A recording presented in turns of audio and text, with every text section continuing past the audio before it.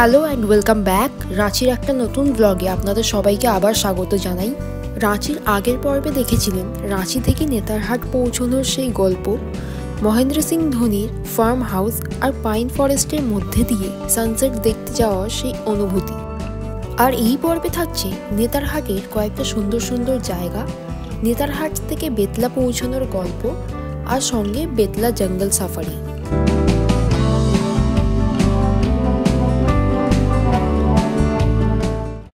Good morning. আজকে 2025-এর দ্বিতীয় দিন, মানে 2 জানুয়ারি, আর আমাদের ট্যুরের 3rd ডে আজকে। তো সকাল সকাল উঠে পড়েছি আমি সানরাইজ দেখার জন্য। তো আমরা যে হোটেলে আছি সেখান থেকে সানরাইজ দেখাটা একদম সহজ, কারণ এটাই হচ্ছে মেন সানরাইজ পয়েন্ট, আর এখান থেকেই সানরাইজ দেখা যায়। তো আর অন্য কোথাও যেতে হবে না, এই হোটেলের একদম ব্যালকনি থেকে ডাইরেক্ট আপনারা সানরাইজ দেখতে পাবেন। তো চলুন দেখিয়ে দিই আপনাদের সানরাইজটা।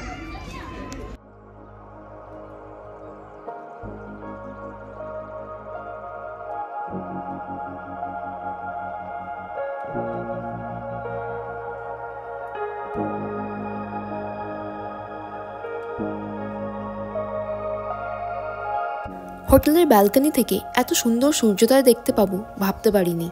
হোটেলের সমস্ত ডিটেল এর আগের ব্লগে দেওয়া আছে, প্রয়োজনে সেই ব্লগ আপনারা দেখে নিতে পারেন।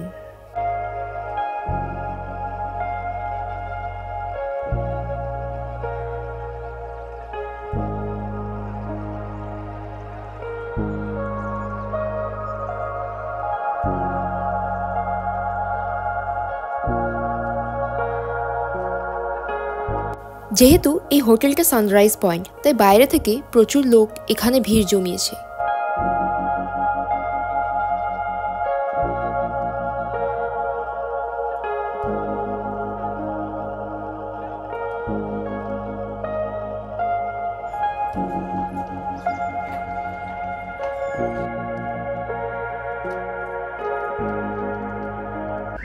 তো এখন বাজে 8:21। এখন হোটেলে চেক আউট করে আমরা নেতারহাটে সাইট সিন করতে বেরিয়ে যাচ্ছি, যেগুলো কালকে দেখা হয়নি।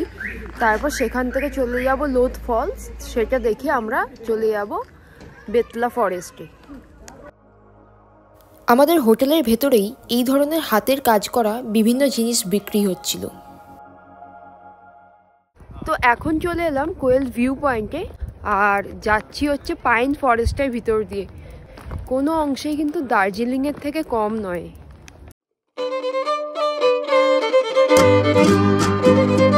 এই পাইন ফরেস্ট দেখলে কিন্তু নর্থ বেঙ্গলের লেপচা জগৎ বা চটকপুরের কথা মনে পড়ে যায়।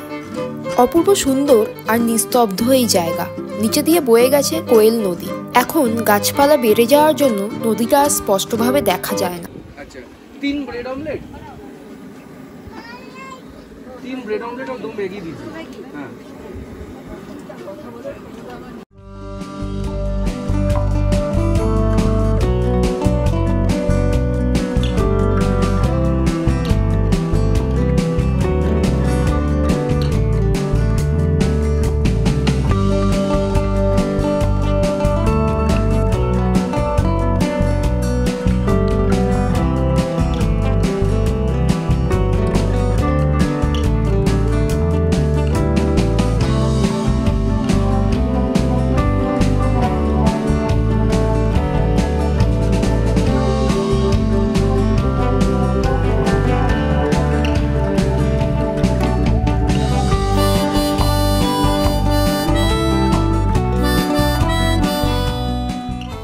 তো এখন আমরা চলে এসেছি আপার ঘাগরি ওয়াটারফলে। অনেকদিন পর প্রকৃতির এই সৌন্দর্য দেখে সত্যিই মনটা মুগ্ধ হয়ে গেল।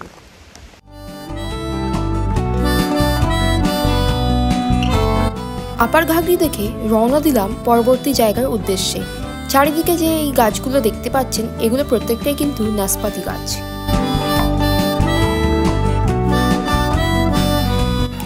এই হলো নেতারহাটের বিখ্যাত স্কুল।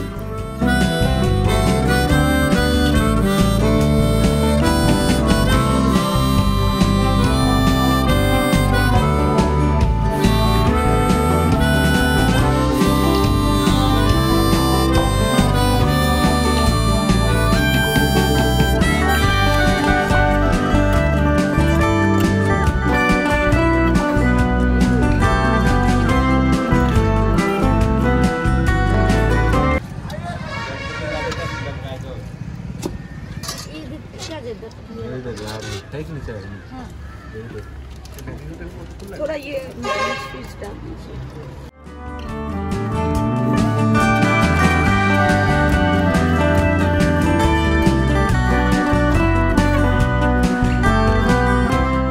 তো এখন চলে এলাম লোধ ওয়াটারফলে।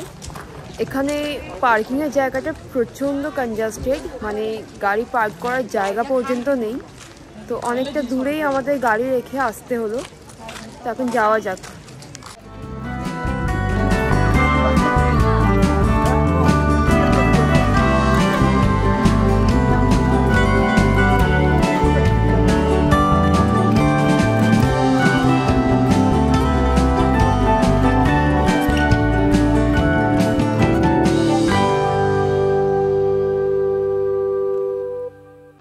আচ্ছা, আরেকটা ব্যাপার হচ্ছে, আগের যে ওয়াটারফলগুলো দেখেছিলাম সেইগুলোই হচ্ছে ওপর থেকে নিচে নামতে হচ্ছিল, আর এই ওয়াটারফলটায় নিচে থেকে ওপরে উঠতে হচ্ছে।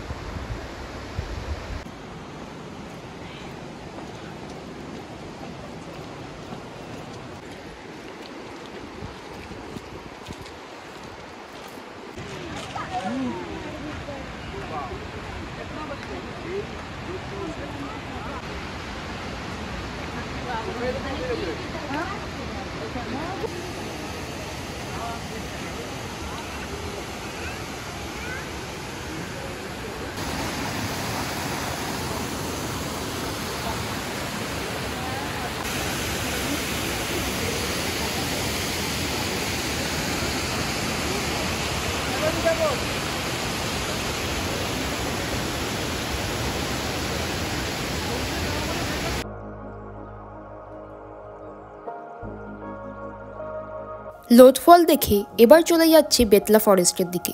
এখান থেকে বেতলার দূরত্ব প্রায় 100 কিলোমিটার। যেতে সময় লাগবে প্রায় 2 থেকে 2.5 ঘন্টা।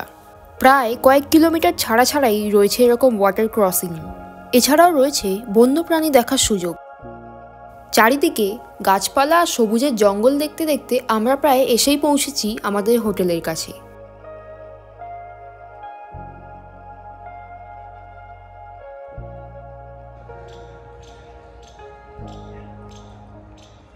এখন বাজে 3:05 আর এখন আমরা এসে পৌঁছলাম বেতলা ফরেস্টে। বেতলা ফরেস্টে একটা লজ বুক করা হয়েছে, নিউ ট্যুরিস্ট লজ বলে। তো সেখানে আমরা এখন চেক ইন করবো, তারপর খাওয়া দাওয়া করে দেখি আজকে জঙ্গল সাফারি যদি হয় তাহলে করব, আর যদি না হয় তাহলে কালকে সকালে করব। এই নিউ ট্যুরিস্ট কমপ্লেক্স কিন্তু ফরেস্ট ডিপার্টমেন্ট থেকে অপারেট করা হয়। পালামাউ টাইগার রিজার্ভের অফিসিয়াল ওয়েবসাইট থেকে আপনারা এটা বুক করতে পারেন। বেতলাতে ভালো মতো থাকার জন্য এই লজ রয়েছে, এর থেকে ভালো কিছু এখানে আশা করবেন না। আমরাও ওয়াশরুম নিয়ে যথেষ্ট সমস্যার সম্মুখীন হয়েছিলাম। এখন এখানে লাঞ্চ করতে এলাম, সেভাবে এখানে খাওয়ার জায়গা ভালো নেই, তো কোনো রকম একটা জায়গা পেলাম, সেখানেই এখন খেতে ঢুকছি। এরপর 4:30 সাফারির লাস্ট টাইম, তো সাফারিতে ঢুকে যাব আমরা। নিয়ে নিয়েছিলাম ভেজ থালি আর সাথে ডিমের অমলেট। খাওয়া শেষ করে এবার চললাম জঙ্গল সাফারি করতে।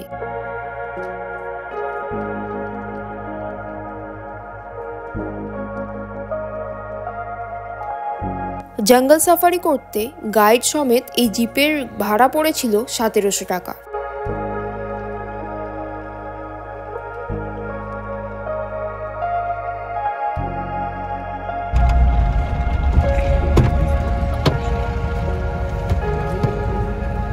चलो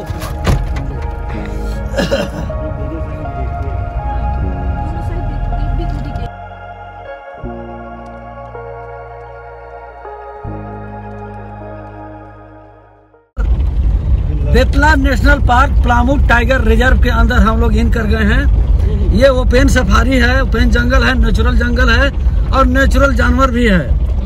आपको यहाँ एनिमल्स में मिलता है टाइगर, लेपर्ड, हाथी, बाइसन, हिरन, मोर, बंदर, हनुमान, सांप इत्यादि सब अच्छे, सब खुला अच्छे। कौन सा जानवर कहाँ मिलेगा कहना मुश्किल है, जो भी मिलेगा लक से ही मिलेगा, गारंटी में नहीं मिल सकता, क्योंकि ये खुला जानवर है सब। इसलिए हम लोग को खोज करके देखना पड़ता है, खोजना पड़ता है, ढूंढना पड़ता है। कुछ मिला जानवर, कुछ नहीं भी मिल पाता है। सब एनिमल्स फुल नहीं मिल पाता है हम लोग को, इसलिए जो मिलेगा वो समझिए कि शुक्रिया है।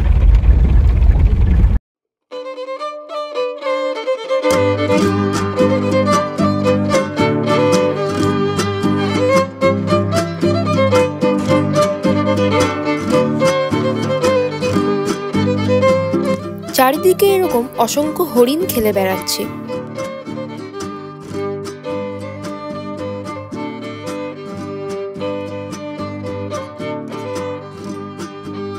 ওই দেখুন আরেকটা হরিণ কি সুন্দর রাস্তা ক্রস করলো। এখানে আবার আরেকটা হরিণ গাছের পিছনে লুকিয়ে আছে। বেশিরভাগ এখানে হরিণই দেখতে পেলাম।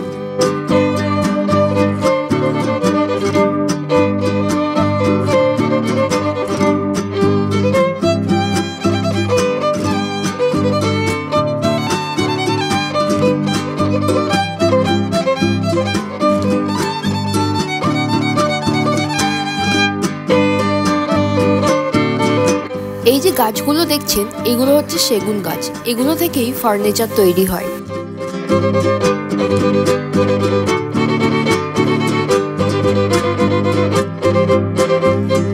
চিড়িয়াখানায় গেলে আমরা এদের খাঁচার মধ্যেই বন্ধ অবস্থায় দেখে আনন্দ উপভোগ করি, কিন্তু এখানে এরা বাইরে খেলে বেড়াচ্ছে আর আমরা একটা বন্ধ জিপের মধ্যে ঘুরছি।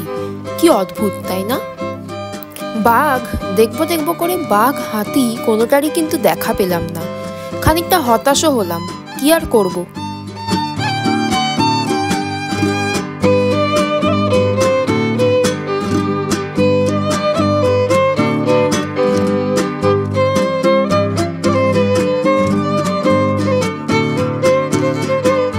সাফারি শেষ করে এবার আমরা ফিরে যাচ্ছি। জঙ্গলের ভেতরে আমরা এক্সপেক্ট করেছিলাম যে বাইসন বা হাতি কিছু অন্তত দেখতে পাবো, বাট যেটা বেশি দেখলাম সেটা হচ্ছে হরিণ, এছাড়া আর কিছু নেই। এটা কমপ্লিটলি লাকের ওপর ডিপেন্ড করছে যে আপনি কি দেখতে পাবেন। সো কোনো এক্সপেকটেশন রাখবেন না, উইদাউট এনি এক্সপেকটেশন আসবেন, জঙ্গলটাকে উপভোগ করবেন। আর অন্য কিছু যদি দেখতে হয় সেটা কমপ্লিটলি আপনার লাকের ওপর ডিপেন্ড করছে। তো আজকের মতো আমার ব্লগটা এখানে শেষ করছি, দেখা হচ্ছে আবার কালকের ব্লগে।